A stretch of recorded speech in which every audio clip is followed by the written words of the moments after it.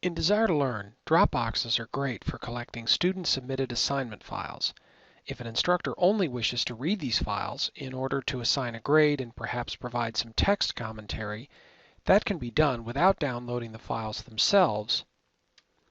But if, as an instructor, you really wish to provide editorial instruction or feedback within the student's work, you need to download student submission files to your computer and then return the edited files to the student. Doing this student by student within Desire2Learn's Evaluate Submission page can be tedious. There's another way. D2L allows you to download a batch of student submission files where you can open and edit them with, for example, Microsoft Word. Then you can upload the files as a group back to your D2L course where Desire2Learn distributes each file to the right student. This procedure has several steps, but it certainly is worth it when providing comprehensive feedback to more than just a few students.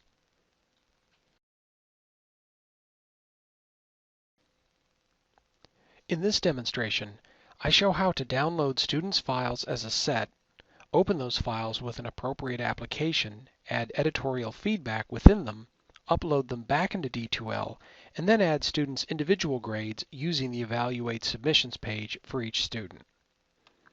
I'm starting in the Dropbox tool. I have several sample Dropboxes that represent typical assignments, and one of them has some student submissions within them. My students here are sample accounts I created for demonstration purposes. When I scroll to the bottom in this Dropbox, I see 5 enrolled students, 4 of which submitted files. To download the files, I simply click the box to the left of those students whose submissions I'd like to download. In this case, I want the whole class, or at least all students who submitted files, so I'll click this checkbox at the top adjacent to the download button. And then I click download to start the process.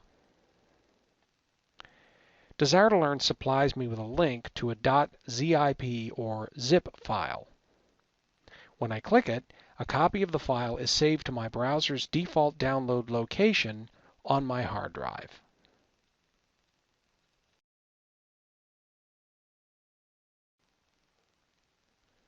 I now have the zip file on my hard disk, specifically on my desktop. Now I right-click the zip file and choose Extract All. Windows will extract the files into a folder on my desktop with the same name as the .zip file. Within that folder are subfolders labeled for each student containing their submitted files.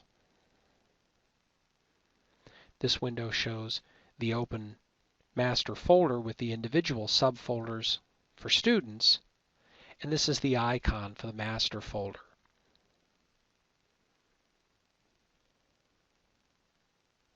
From here,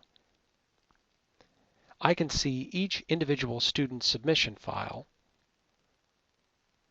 and I can open it, make my additions, edits, and so forth to the student files.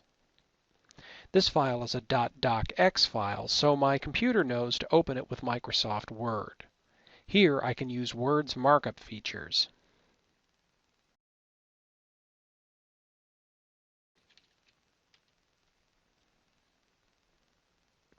I am careful to save each file with the name the student originally gave it.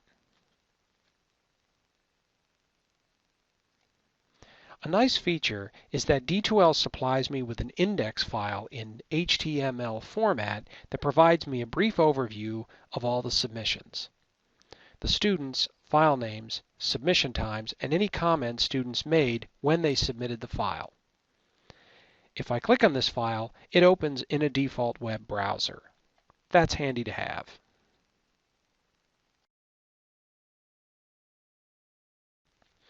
When I'm all done editing student files, I simply recompress the whole folder containing all the submissions. This creates a new .zip file that I'll hand back to D2L. I right-click on the master folder go up to Send To, select Compressed or Zipped Folder, and it creates a new zip file containing my edited submissions. I'll open Desire2Learn, but make the window a little smaller so I can still see this .zip file on my desktop. Click Add Feedback Files, and simply drag and drop that into the space provided.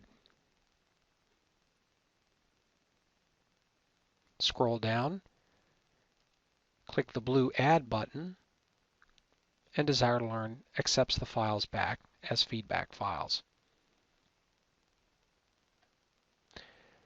For my own record, I keep the modified student files in D2L's folder organization stored on my hard drive.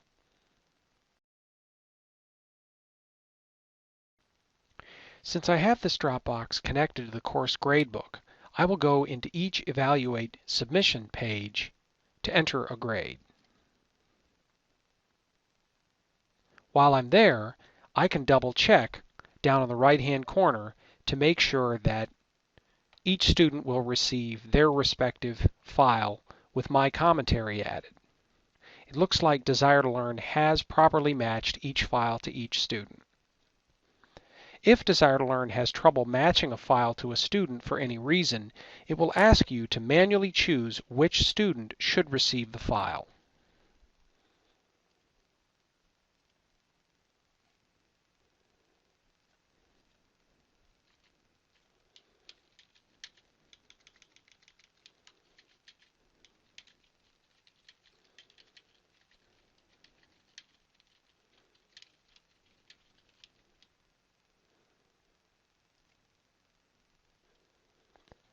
While this will take some time, I still save a lot of time not having to download and upload each student submission by itself.